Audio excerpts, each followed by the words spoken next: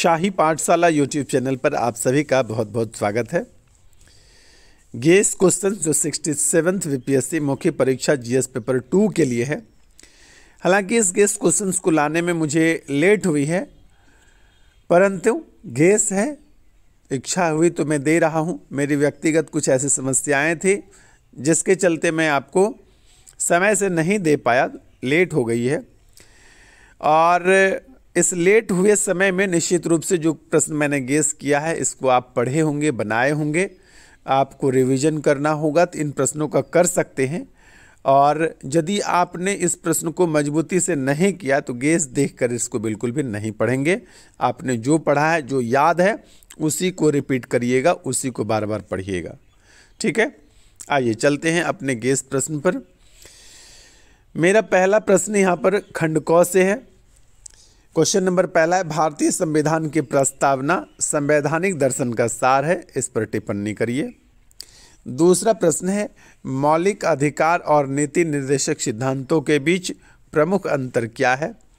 मौलिक अधिकारों और नीति निर्देशक सिद्धांतों के बीच टकराव को दर्शाने वाले संबंधित तथ्यों पर चर्चा कीजिए। तीसरा प्रश्न है, क्या आप इस बात से सहमत हैं कि राज्यपाल का संवैधानिक पद केंद्र के एजेंट होने के रूप में अधिक झुक गया है?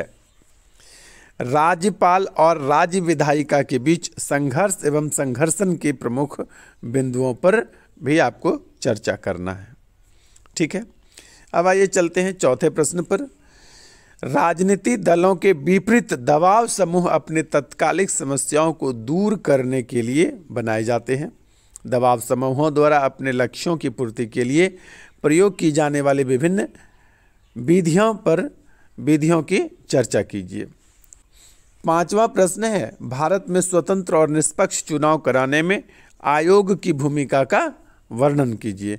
और चुनाव, ये मैंने चुनाव आयोग से रिलेटेड बात लिखी है और इसी से रिलेटेड कि बिहार की राजनीति में जाति, धर्म और क्षेत्र की भूमिका का वर्णन कीजिए। तो ये था हमारा सेक्शन ए खंड क। यहाँ से पॉलिटी से प्रश्न पूछे जाते हैं। उसके बाद हमारा खंड ख जो है सेक्शन बी, उसके लिए भी मैंने सजेशन तैयार किया है। तो यहाँ से छठा प्रश्न है, देश की बुनियादी ढांचे की कमियों को दूर करने के लिए सार्वजनिक निजी भागीदारी यानी PPP जिसको बोलते हैं सर्वोत्कृष्ट है। हालांकि भारत में PPP परियोजना को कई चुनौतियों का सामना करना पड़ता है, इस बात का विश्लेषण कीजिए। क्वेश्चन नंबर 7 है, भारत में पारंपरिक रूप से आपदा प्रबंधन के लिए प्रतिक्रियात्मक दृष्टिकोण अपनाया है। क्या आपको लगता है कि हमें अपनी परंपरागत आपदा प्रबंधन नीति से एक नवीन नीति की ओर बढ़ना चाहिए, अथवा आपदाएं केवल दैवीय घटना नहीं है बल्कि यह मानवीय हस्तक्षेपों से भी निर्धारित होती है? इस विषय पर टिप्पणी कीजिए। दोनों बाढ़ सही है, आपदा सही है। बाढ़ तो सिर्फ बाढ़ है और आपदाएं कई प्रकार की अब होती है। तो आपदा से जो है रिलेटेड मैंने प्रश्न को लिया है। आपदा के अंतर्गत बाढ़, सूखा, ओलावृष्टि, भूकंप, ज्वालामुखी, सभी प्रकार की आपदाएं शामिल हो जाती है। तो इसको मैं उम्मीद करता हूं इसी प्रकार के प्रश्नों को आप लोग पढ़े भी होंगे, चूँकि इम्पॉर्टेंट भी है। और यदि पढ़े हैं तो इसको ज़रूर आप रिपीट कर लीजिएगा, और यदि नहीं पढ़े हैं तो आप देख लीजिए, इसको नए सिरे से याद करने का प्रयास बिल्कुल भी नहीं करेंगे। आइए चलते हैं अगले 8वें प्रश्न के लिए। बिहार में औद्योगिक पिछड़ेपन के क्या कारण हैं?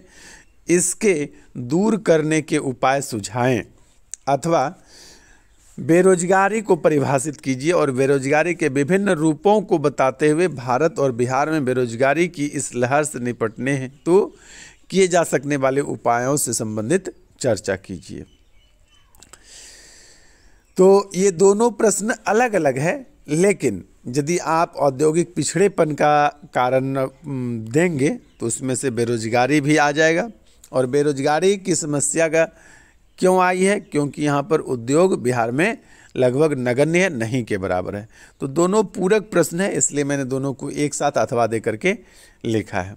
उसके बाद 9वां प्रश्न है, अर्थव्यवस्था का कृषि में योगदान बिहार एवं भारत के परिप्रेक्ष्य में जो है देना है, जिसमें क्या है कि कृषि की वर्तमान स्थिति, कृषि का योगदान और उसकी चुनौतियां और इसके क्या समाधान है, ये सब आपको चर्चा करना है। और बिहार में 7 निश्चय योजना 2.0 चल रहा है, तो इसके बारे में भी आपको विस्तार से चर्चा करना है। 11वां प्रश्न है, बिहार में खाद्य प्रसंस्करण उद्योग की संभावनाओं का सविस्तार वर्णन करें। अब हमारा खंड ख यहाँ पर समाप्त हो जाता है। सेक्शन बी में हमारा इतना प्रश्न है, और खंड ग जो है तीसरा सेक्शन जो है हमारा, यहाँ से मैंने मात्र 4 प्रश्न को लिया है। 4 प्रश्न ही आपसे पूछे भी जाते हैं, 4 में से 2 के जवाब देने होते हैं। मैंने यहाँ पर पहला प्रश्न लिया, भारतीय अंतरिक्ष कार्यक्रम पर सविस्तार चर्चा कीजिए। दूसरा है, ड्रोन तकनीक के सकारात्मक और नकारात्मक उपलब्धियों पर टिप्पणी कीजिए। ड्रोन तकनीक को आप विस्तार से चर्चा कीजिए। यूक्रेन युद्ध को रिलेट करके भी पढ़िए। ड्रोन का महत्व यूक्रेन युद्ध में किस प्रकार से रहा, इस बात पर। यूक्रेन युद्ध को ध्यान में रखते हुए वैश्विक ये कहिए ड्रोन तकनीक में क्या क्या नई संभावनाएं निकल कर आई है, तो ये मतलब ड्रोन से रिलेटेड आपको कई आयामों में इस प्रश्न को तैयार करने हैं। उसके बाद 14 नंबर प्रश्न मैंने लिया है, कृत्रिम बुद्धिमत्ता यानी आर्टिफिशियल इंटेलिजेंस में विभिन्न क्षेत्रों की विस्तृत श्रृंखला को जो है विशाल वृद्धिशील मूल्य प्रदान करने की क्षमता है, इस पर टिप्पणी करना है।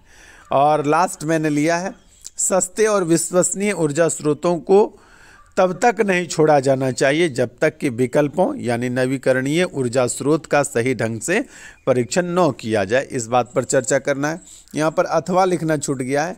अथवा में मैंने प्रश्न लिया है, बढ़ती ऊर्जा मांग को पूरा करने के लिए परमाणु ऊर्जा बेहतर समाधानों में से एक है, इसका आलोचनात्मक वर्णन करना है। यानी नकारात्मक और सकारात्मक दोनों बातों पर आपको चर्चा करनी है। तो ये था हमारा जीएस पेपर 2 के लिए 67th बीपीएससी मुख्य परीक्षा के जीएस पेपर 2 का गेस्ट प्रश्न।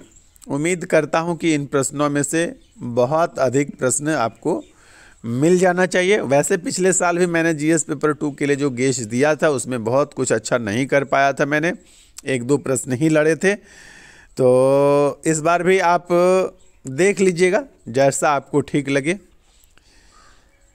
बने रहिए शाही पाठशाला के साथ। आज के लिए इतना ही, धन्यवाद।